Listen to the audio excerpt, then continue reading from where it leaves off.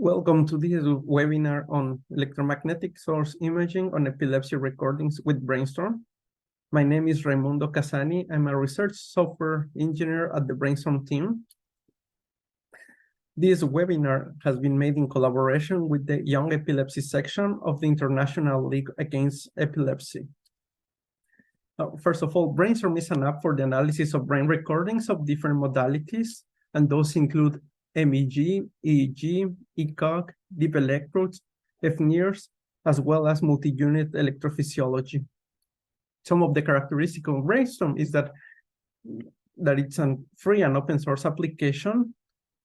It's based on MATLAB and Java, therefore it's independent of the operating system. It can run on Windows, Mac OS, and Linux. It's designed to be run in MATLAB. However, we also provide a standalone version in case the users don't have a MATLAB license. All the processing in Brainstorm is based on a graphic user interface where the main actions are click and drag and drop operations. Therefore, no programming experience is required. Brainstorm is a rolling release, and we have updates almost every day.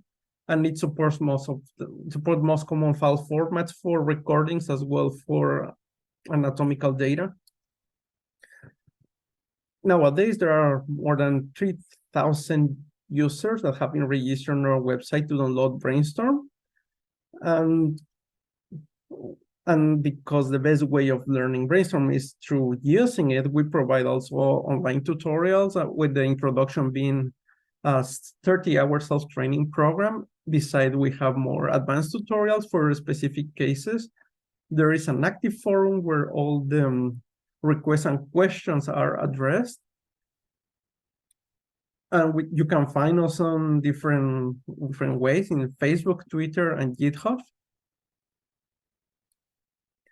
And all Brainstorm work is possible due to the work of many collaborations in different institutions, investigators, engineers, graduate students all around the world. I would like to take this opportunity to thank all of you for the amazing work.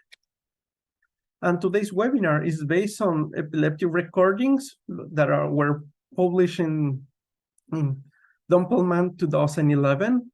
And the paper Loretta allows reliable distributed source reconstruction based on subdural strip and grid recordings. The data is proprietary for the Epilepsy Center at the University Hospital of Freiburg, Germany, and its use and transfer outside of this Brainstorm tutorial is prohibited without the consent from their original authors. The description of the dataset, mostly the dataset was a card for a patient who suffered from focal epilepsy and focal sensory dyscognitive and secondary generalized seizures since the age of 8 years. The seizures were mostly at the sleep. And the data that was recorded was the anatomical data. It's a 3D MRI processed with free software. For functional data, we have EEG recordings during one night of sleep. 100 with the neurofile device, and the data was finally downsampled at 256 hertz. The spike identification in the recordings were made manually by epileptologists at the Epilepsy Center of Freiburg. Just a disclaimer, not for clinical use, the performance characteristic of the methods and software implementation presented in this tutorial have not been certified as medical devices and should be used for research purposes only. Lastly, this webinar is based on the EEG and epilepsy Brainstorm tutorial, and I will put the link in the description. So let's start. First, we need to create a new protocol. So we go to File, New Protocol, we give it a name. We select a default anatomy no, and default channel file no, as we have the default anatomy and the channel positions for the subject. We create the protocol. Then we need, in the Brainstorm interface, all the buttons, we can put our mouse over them. I will show a legend of what they do. In this case, we go to the anatomy view. We do right click over the main node and we create a new subject with the default options. Save. Now we need to import the anatomical data for this subject. So we do a right click over the subject and import anatomy folder auto.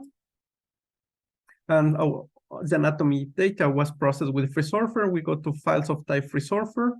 Then we go to the anatomy folder in our sample epilepsy folder, anatomy, open. This will load the data was pre-processed with FreeSurfer and will compute the MRI normalization on all these surfaces. It can take a few minutes.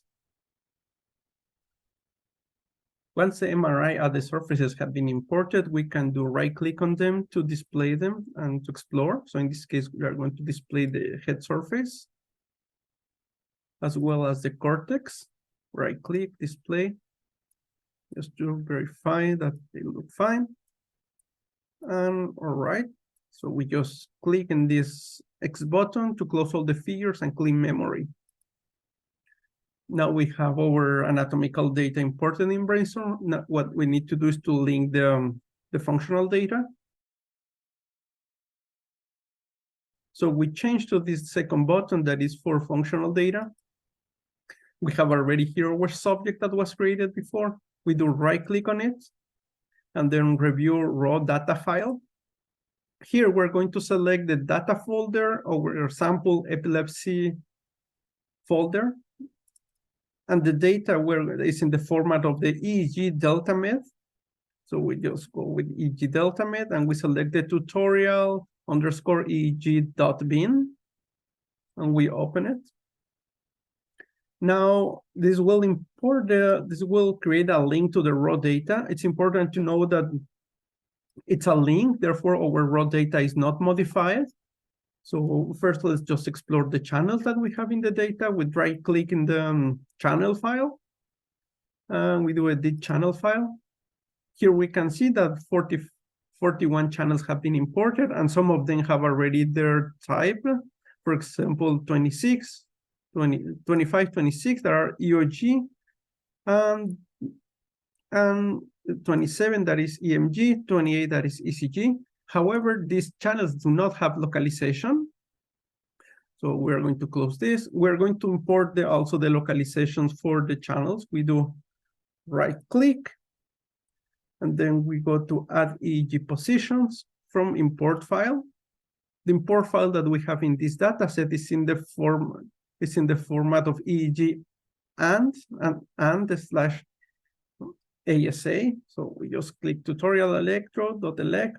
We open it. It's going to ask us if we want to apply a MRI transformation. We say no, because we're going to do the registration with MRI later. And now we say that it has been updated, the position for 28 channels, and not all of them were found. We click on OK. Now we just right click again in the right channel and we go to MRI registration to edit, to see how it looks. So these are the head surface and the electrodes. We click here on label just to see the names. But we can see there are some issues. For example, the electrodes are far from the head in some places. And in other places, the electrodes are inside the head. Like, for example, these before electrodes, or even the occipital electrodes. So the first thing we're going to do is we're going to use their positions of the head points positions to improve the registration. So we go to this button that is the redefine registration using head points. We click on it. It will ask us how many points we want to discard. So we just said 2% of points can be discarded in order to fit the position the best with the head. We just click OK. And it shows us that the information of what happened. Just close this window. And now it looks better. The final step that we need to do is to project all our electrodes on the head surface. So we just click on the next button that is project electrodes on surface.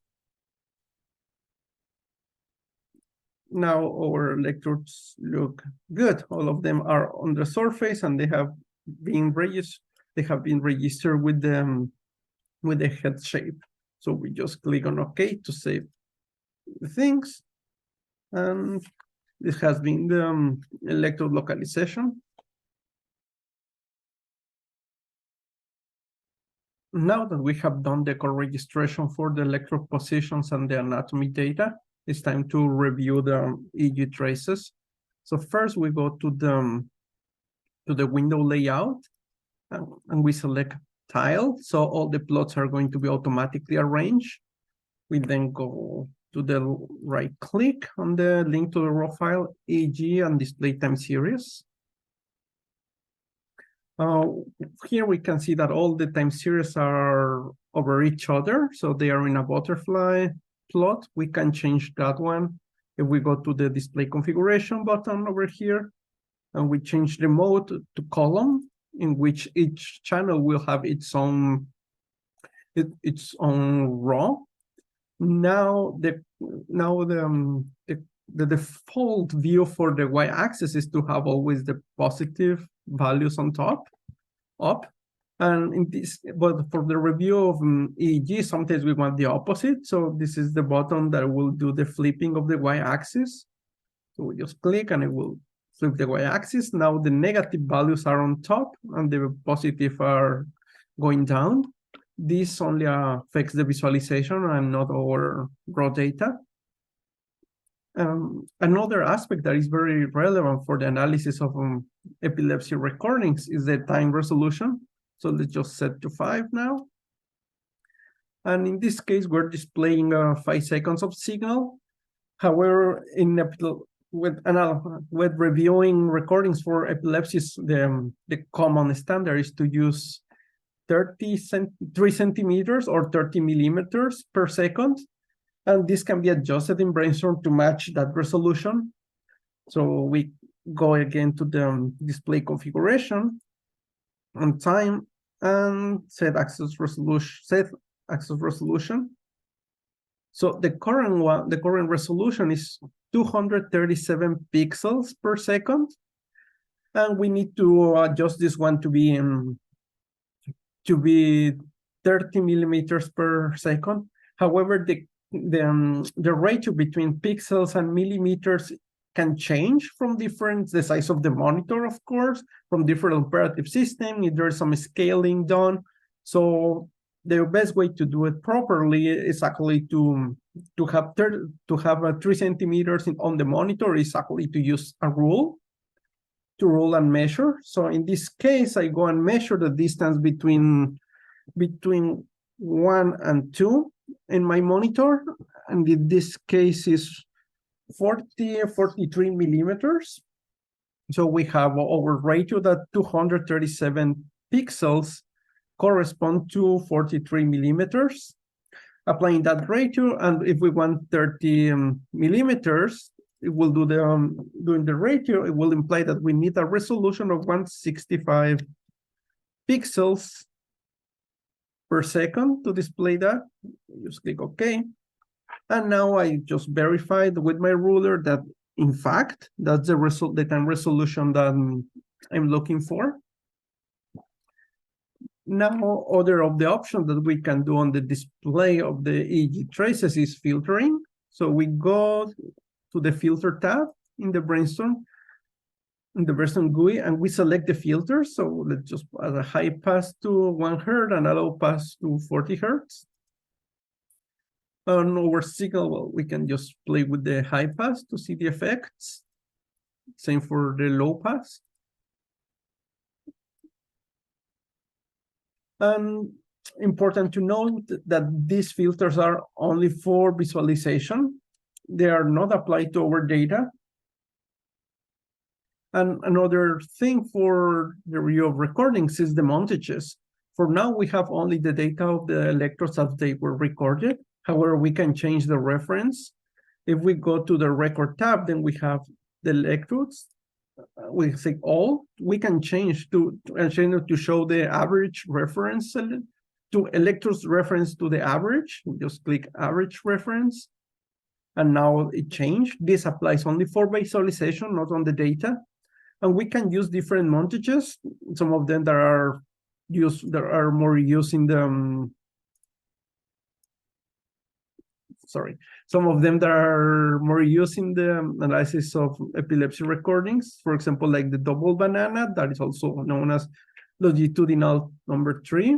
We just click on it, and now this one is the one we are shown, where we have the difference between electrodes with the shape of the two bananas on the skull. And as well, we can review the same data with different the same EEG data with different visualizations. For example, to the disk, and with the sensor with a sensor cap. In order to, we can select different times of the signal, and we can see how we change the different visualizations. That's something very useful in Brainstorm, that because they represent the same data, they are linked. So updating one shows the other. On all the figures, we have always context menus where we can see, for example, in channels, we want to see the sensors, and we want to see in channels as well as their labels. Once we select a channel, this channel is selected in the other plots. Here we don't see it because we're seeing the double banana montage. However, we can change it to see, like, for example, all channels. And then we can select that our channels are linked. We can press the escape key to deselect everything. Now we close our figures. It was like the 3D version of the electrodes. We close it, and we can review as well the other signals that were recorded at the same time. For example, the ECG time series. And we can see as well the EEG time series. All right. In this case, because it's style, all the figures have the same size. However, we can change that. We can go again to the window layout option and select weighted. In this sense, it will assign more importance to the brain recordings, and in this case, EEG, on the figures. Here we can see that we have a very clear ECG trace, and from it we can detect the QRS complexes. This will be useful to detect false positives when we are identifying spikes in the EEG signal. So we go to artifacts, detect heartbeats. We select the channel name ECG, time window. We want to do it all the file. And for every QRS complex, we just want to call it a cardiac event. We just click run. And this creates in our same record tab in the event part. Now we have a cardiac group that has the times for all the QRS events. We can see in our plots that there's appeared these markers on the data. Those are the markers for the events. We just click on File and Save Modifications. And the EEG data was already analyzed by epileptologists at the Epilepsy Center in Fribourg. So what we want to do is to import the timing of the spikes that they found. So we go to File, and we go Add Events from File.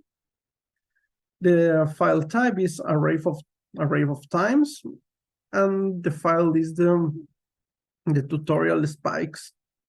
We just click Open, and we need a name for this new label. Let's just call it spikes. We click OK. And now it creates a new group with the spikes that were identified. In this case, there were 58. And we can click on the time of appearance to see the timing of these different spikes. And something like this case, not always we have the spikes already marked. So we can do the marking of the spikes in Brainstorm. So we go to Events, we create a group that will contain our spikes. Let's call it like a fake spikes. And with having this group selected, we can jump to our recordings and press the letter E. This will create events on the places that we want. We can do as well with right-click and add or delete event. In this case, it's going to delete the event because it's in the time where we are. So it will create or delete events depending where we are in the recording. And yep, that's how we do the marking. Of course, we can change as shown before, we can change the montages to the one that is better for us to mark our spikes. For now, we're going to delete all this group of fake spikes. So we select the group, fake spikes, then events, delete group, delete events, yes. And finally, we just close our figures to save all the modifications. That was to add the spike markers. Close, save modification, yes. Now we want to perform some pre-processing in our signals. First, we need to check the quality. So we drag and drop the link to the raw file into this area on the bottom of the Brainstorm GUI, which is the one to use processes. So then we go on run. This open the pipeline editor. In this window, we can select the processes that we want to apply on our data. So we go to the button that is called Add Process. Then we select frequency and power spectrum density using the Welch method. We want to compute it over the whole file on window length of 10 seconds, 50% overlap, and we want to compute it only for EEG channels. We run it. This process will create a PSD file in our dataset. We can just double click it. And here, mostly what we are doing is the PSD in the log scale for all the different channels. If we want to see which channel it is, we can right click. And for example, see the sensor cap. At the same time, we do always like right click, channels, display sensors, right click, channels, display labels, and we can select them. We can select the different electrodes, and their PSD will be selected as well. So we close this. And something that we see is that the noise around 50 hertz that is expected for the power line noise is not higher than that component at 50 hertz is not higher than other components in the same range. Therefore, we are not going to use a notch filter in this recording. Just close figure. However, we're going to use a bandpass on the file. So again, we already have our file here, so we just click on run. What we want to compute is, first of all, we want to go to add process, reprocess. If we want to apply a notch filter, it will be here, but we won't do it in this occasion. So we want to bandpass filter, and we want to bandpass our EEG signals from 0.5 hertz to 80 hertz. And also, once they are filtered, we want to apply the average reference. So we go again to add process. Then we go to standardize and to re-reference EEG. As an option, we need to indicate which is going to be the reference. Here's the name of the channel. In this case, if we put the word average, is referenced to the to the average only for EEG sensors. And this is our pipeline that will run the two processes one after each other. So we just click on run. As we can see now, we have a new folder that is called Tutorial EEG Band, which is our signal that has been bandpass filter. And finally, what we want to do is to compute the PSD for this file. So we just put it in the process, and we run we run the process on frequency for compute the PSD. So frequency, power spectrum density, the same parameters than before, and we run it. So the only thing that remains is that we can plot the two PSDs to compare them. First, the PSD before pre-processing and the PSD after processing.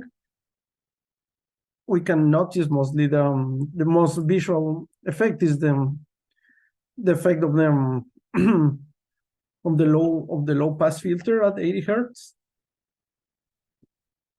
And we close our figures. After pre-processing, artifacts are still present in the EEG signals. Further processing is necessary. When working with EEG files, the independent component analysis, ICA, is the most popular approach to remove artifacts.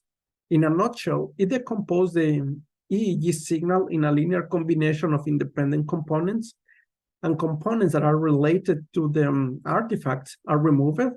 Then the EEG signal is reconstructed using the remaining components. Therefore, the influence of the artifacts is reduced. Let's do this in Brainstorm. So first we need to open our bandpass filters EEG signal. Then we just select a duration of 10 seconds, starting from 520 seconds. That is where we know with the eye movement artifacts. We just change them, can change the gain with the plus and minus button. And how we know those are eye movement artifacts, we can plot alongside the EEG signal just to verify, and indeed they are. So now what we're going to do is to compute ICA. We go to the artifacts menu, then ICA components. We select a window that has eye movement artifacts. And then we just run it using the Picard method, which will find the independent components for this window.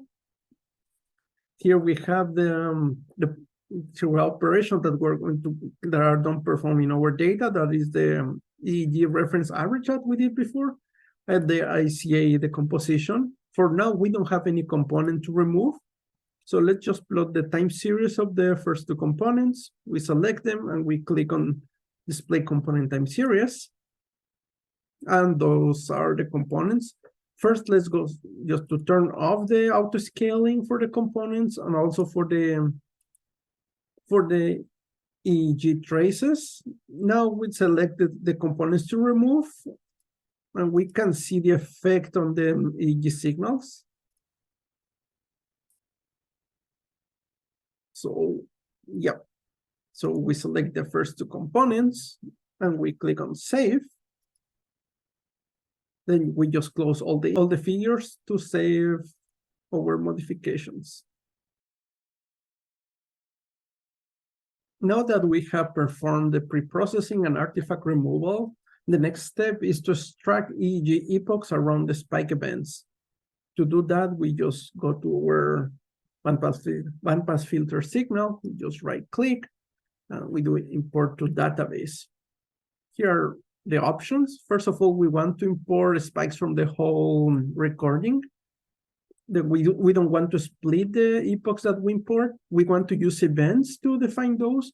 So we're going to use around the spikes, and we're going to go from minus 300 milliseconds before the spike to 500 milliseconds after. We want to apply the ICA projectors that we found. And we don't want to remove the DC offset that has been already removed. And we click on create a separate folder for each type event. We just click on import. This will create a folder that is called spikes that has a spike epoch name. And if we open it, we can see that it has 58 files of spikes. We have imported our epochs around the spikes, so let's just start to explore their data. So we do right click over the group and we select displays as image and EEG. This plot is going to show us the activity for all the different spikes, all the different epochs. There are 58 as the number of spikes. And this is only for electro FP1. From the description of the dataset, we want to see the FC1 electrode. And indeed, we notice clearly the spike in that electrode. So what we want to do now is to plot the time series for that. Want to plot for that electrode. So we close our figure. We open first the figure for only one trial. And we go to this plus symbol in order to create a cluster that it's a set of electrodes. So we create plus, add cluster. We select the FC1 channel and we create a new cluster using that that channel. That's our cluster C1. We just rename it to FC1. Click OK. And we change in the option overlay to files because what we want to do is to plot this cluster for many files. So we just go right to the spike group and we select cluster time series. Now we need to save the modifications. Yes. What this plot creates is the FC1 electrode for all the trials. And now here, what we can do is to plot it using the butterfly view. So we come back here to the display configuration, display mode, and butterfly. Here we can see an overlay of all the spikes that we have imported. So the next step, what we want to do is to compute the average of all these, the average of all the spikes. So we close our figures. Now we clean our list in the process area. And we drag all the group. With that, we are dragging 58 files. So we go to run. We go to the process. We go to the process of average. We want to average files. What we want to do is to average everything using the arithmetic average. And we just click run. This will create a new time series that is the average of a spike. So we can double click it. And this is the average. We can see it in different ways. Let's just try by columns. And this data as well, we can represent it in other ways. We do right click, EEG, and displace in a 2D disk. Also, we can do right click, EEG, display as a 2D layout. Right click, EEG, and we can display it as well as 3D, like 3D electrodes. We can show again the labels with the Control E shortcut. And finally, what we can do is to move the different time using the arrows in our keyboard to see the evolution of our data in the scalp. Using this plot in the 2D sensors, as well like all the traces in the respective place. It can shift to different times. And again, all these figures are linked. For example, when we select the FP1 channel, it will be marked in all the plots, and we can see at time 0, like that. This just click on escape, so it unselected, and we can see that this is the and time 0. This is the electrode with the most active. In this case, is with the negative amplitude, and we just close our figures.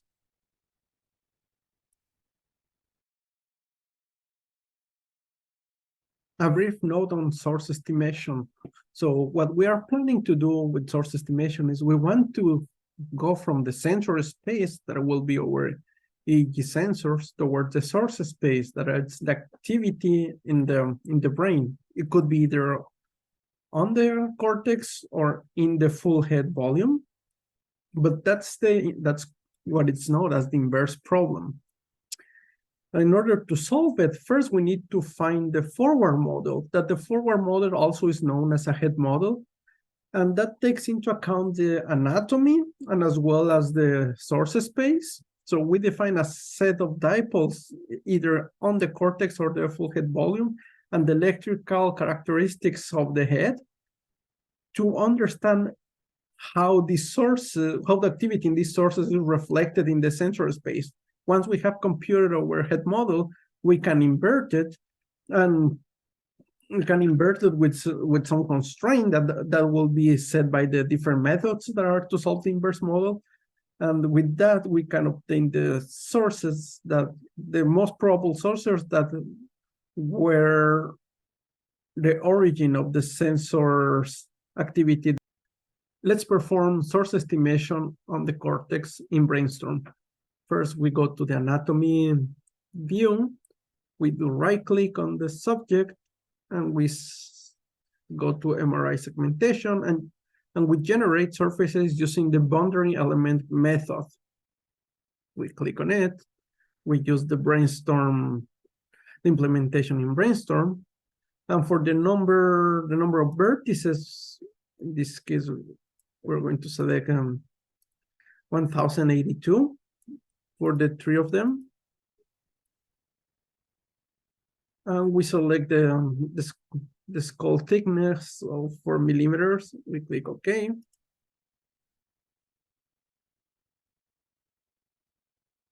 And now our surfaces will be created.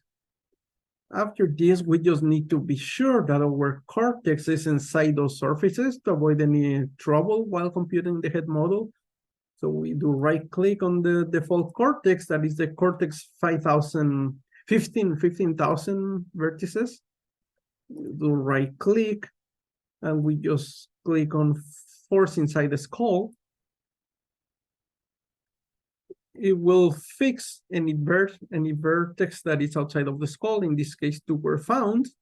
So we just close those figures. And now there is this new cortex surface that is called cortex 15,000 vertices _ fix. And it's green, which means it's selected as default. Now we go back to our functional data view.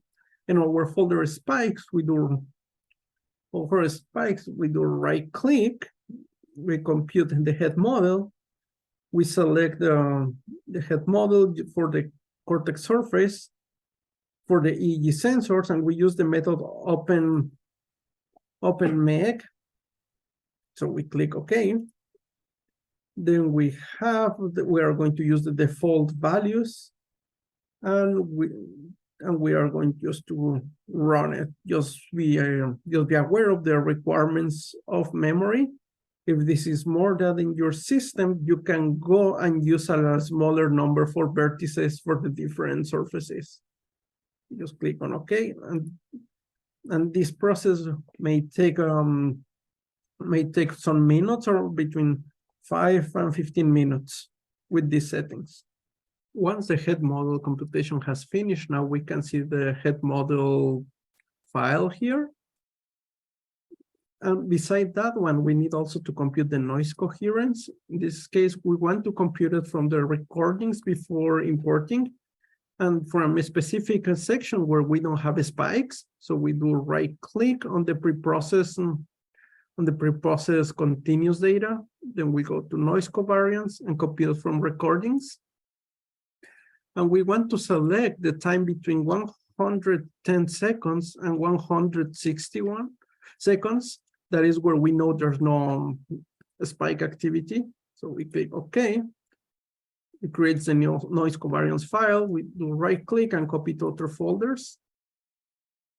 So now back on our spike folder, we do right-click over the head model and compute sources. we're going to use first of all, we're going to change the name because we're doing on the cortex, just to remind us. We're going to use the minimum norm imaging method using Loretta, the one that was used on the original paper. And using constrained sources that are normal to the cortex, sensor EEG, and we just compute. This will create a file that is actually a kernel in Brainstorm, which is a linear transformation that will go from the sensors to the source space. And we can see that in our average, now we have as well as a source. So let's just open those two files. We can open the spikes, and we can also open to display the cortical activation on cortex. We can always in Brainstorm do double click on the color bars to reset them. And now we're seeing the activity at the time of the spike. However, we can fine tune the plot of the brain. So we select it, we go to the surface tab, and we can change the values of how smooth we want to see our brain and the amplitude threshold for the values that are displayed. In this case, let's just settle with a smooth value of 50% and an amplitude threshold of 30%.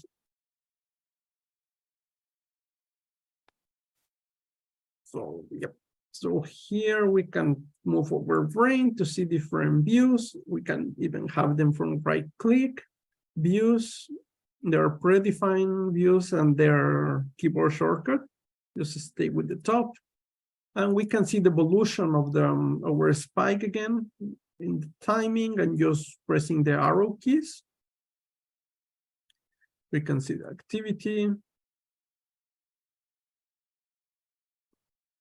And moreover, we can open our sources also in the MRI space. So we do right-click on the source. And we want to see cortical activations in the MRI viewer.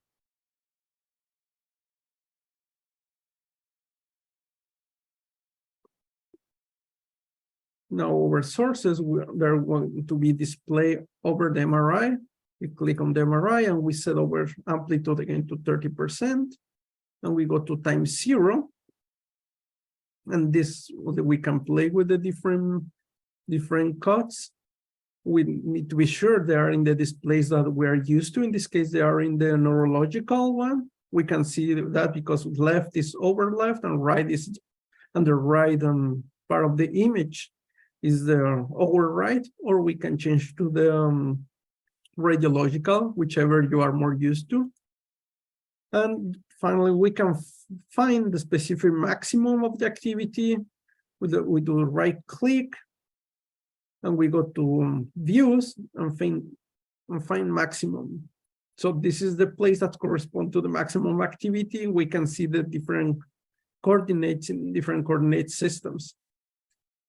So let's just close all these figures. And now we want to compute also the sources, but in this case, using the full head volume for a source space. So we go back to our channel file. We do right-click, and we create a head model. Now we're going to use the MRI volume. And again, we're going to use the OpenMEG method. We click OK, the default parameters. And we click once more, OK. Now for the volume, we need to select because for the cortex, the grid of sources is actually the vertices of the surface. For volume, we need to define a grid. In this case, we're going to use a regular grid using the cortex with a resolution of 5 millimeters. And we just click OK. We start the process to compute the head models, and it will take as well something between 5 and 15 minutes. Now our head model for the full head volume is here. We can see it as it indicates that it's volume. And to create the its kernel to compute the sources with this model. We just do right-click, compute sources. And in similar case, we're going to use the minimum norm imaging method using the S-Loretta as measure.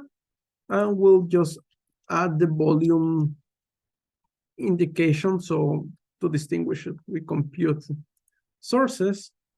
And now we can see there is a second kernel, and in our average file, there are two sources. What we can do is to open, let's open both.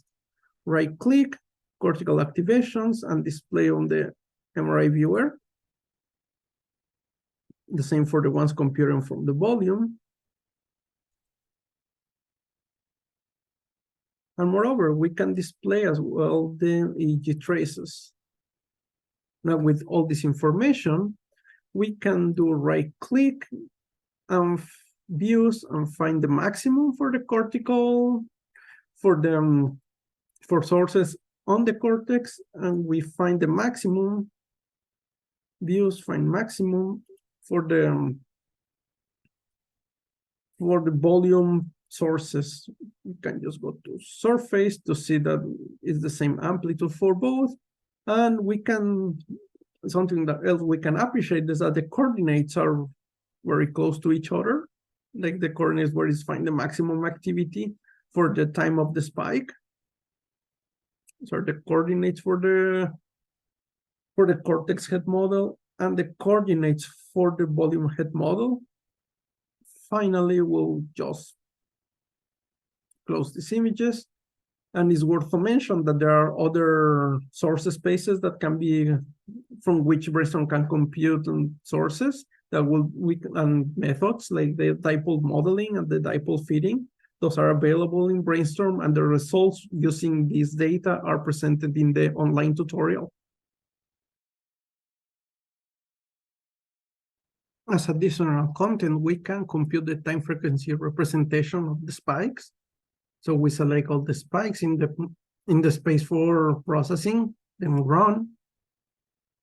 Then we select the process frequency, time frequency, Morlet wavelets for EEG electrodes. And the Morlet wavelet options, we select the time definition, the same one as the input files, frequency definition, logarithmic from 2 to 80 hertz with the 40 steps. The default Morlet wavelet options, we want to compute power for each of the spikes, and the output, we want the average of all the time frequency maps. We click OK. Moreover, we want to normalize the time frequency map because it's scale, the power scales different at different frequencies. So we want to standardize the baseline normalization. We want to normalize from minus 200 milliseconds to minus 100. And we want to use the method, the event-related perturbation, which is event-related synchronization / event-related desynchronization. We select overwrite input files. We run it. So now we just plot them. We want to plot them. The EEG traces. We double click the time frequency map, and we also display it in a 2D layout. So all the time frequency maps for all the spikes. In the plot in the middle, we can change the electrode that we're displaying. Let's just put the FC1. And here we can just see the difference in activity in time frequency with respect to the baseline. Just close our figures.